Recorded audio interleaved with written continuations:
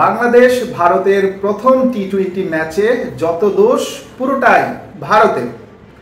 বাংলাদেশ দলের কাপ্তান বলেছেন যে বাংলাদেশ দল যে ধরনের পিচে বা যে ধরনের মাঠে খেলে সেখানে তাদের লক্ষ্য থাকে 140 থেকে 50 এবং বাংলাদেশ দলের প্লেয়াররা সেটা করতে সক্ষম।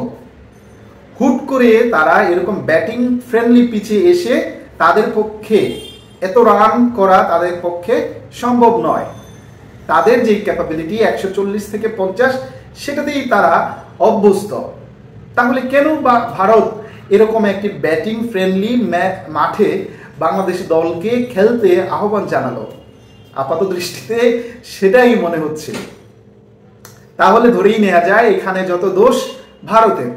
ভারত তো পারত অন্তত বাংলাদেশের মিরপুরের মাঠের মতো 140-50 করে একটি ম্যাচ টাইট যে কম্পিটিশন হয় সেটা করার জন্য। উল্টো সেটা না করে ভারত কি করলো, টি-20তে যে ধরনের পিচ হয়ে থাকে বুমধারাক্কা যেটাকে বলে, সে ধরনের পিচে বাংলাদেশ দলকে খেলতে পাঠালো। ভারতের বোঝা উচিত ছিল এটা ইংল্যান্ড নয়, এটা অস্ট্রেলিয়া নয়, এটা সাউথ আফ্রিকা নয়, এটা বাংলাদেশ দল।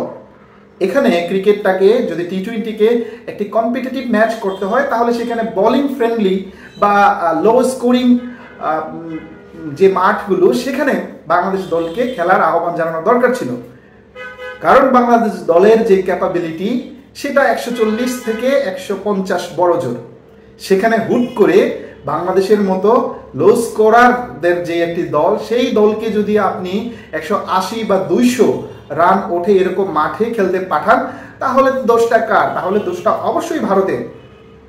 সেটাই বলেছেন বাংলাদেশ দলের কাপ্তান নাজমুল হাসান শান্ত।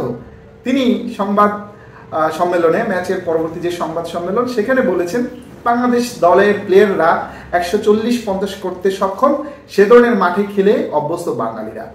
হুট করে এরকম ব্যাটিং ফ্রেন্ডলি মাঠে খেলতে নামালে বাংলাদেশের পক্ষে একটু বিব্রতকর সিচুয়েশন হয়ে থাকে।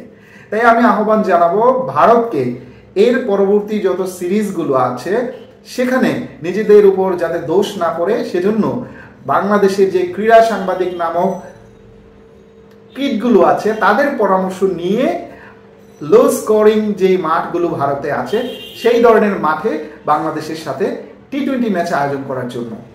দর্শক, আপনি কি মনে করছেন পুরোটাই কি ভারতের দোষ, না এখানে বাংলাদেশের প্লেয়ারদের কোনো দোষ আছে? সেটা আপনি আমাকে কমেন্টস করে জানাতে পারেন।